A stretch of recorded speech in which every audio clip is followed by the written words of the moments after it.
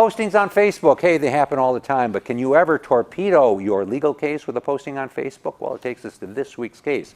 It involves a woman in Pennsylvania, Nancy Nicolou. Now, Nancy was somebody who unfortunately was bit by a tick in 2001.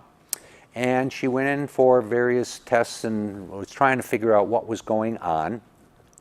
And a doctor in 2006 diagnosed her with multiple sclerosis. She always felt that that was a misdiagnosis and that she was really suffering from Lyme's disease. So she went to see various other doctors. And we don't know, but the record's a little unclear, but apparently she also was receiving some care for multiple sclerosis since that was her diagnosis. Well, in 2010, she was finally diagnosed with having Lyme disease. Now, on Facebook, she was posting throughout this period of time.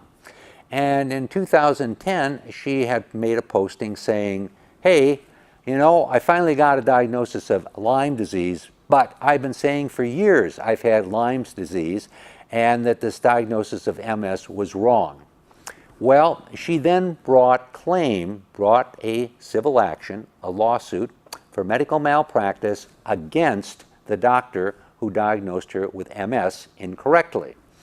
The case started to go forward, and the attorneys on behalf of the doctor jump up and say, wait a second.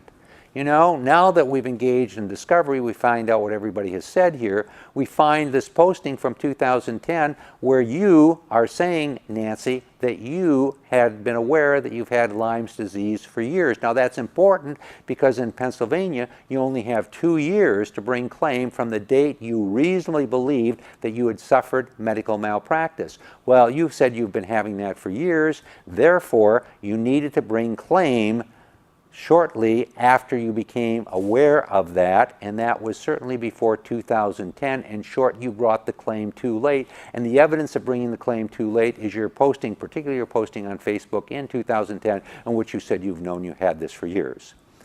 Nancy said, well, wait a second. I did post that, but on the other side of the coin, I didn't know clearly that I had Lyme's disease until a definitive test was done in 2010. And therefore I should have 2 years from the date of 2010 to bring this claim, which she did. She brought a claim in 2012. All right, case went forward, went to the court, and it went up on appeal, and the court had to hear these arguments, And as I say, on one side they looked at the Facebook posting and the argument being made that she'd known about this for a long period of time, and on the other side saying, well, I didn't really know absolutely unequivocally that I had Lyme's disease and that it was a misdiagnosis until 2010. So the court considered those two arguments and came away and said, you know what? The lawyers on behalf of the doctor are absolutely correct. They're absolutely correct. The posting that was done by Nancy herself clearly said she thought she had had Lyme's disease for years and that the diagnosis for MS was wrong. Therefore, it was her obligation, if she wanted to pursue a claim for malpractice, to bring that within 2 years of the misdiagnosis, which happened in 2006. And she didn't do that. She didn't bring claim till 2012.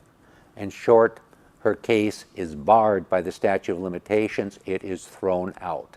So what do we learn from this? We learn an important thing, something that we pointed out previously on these video blogs, and that is that your postings on the internet, your postings on social media, all have impact.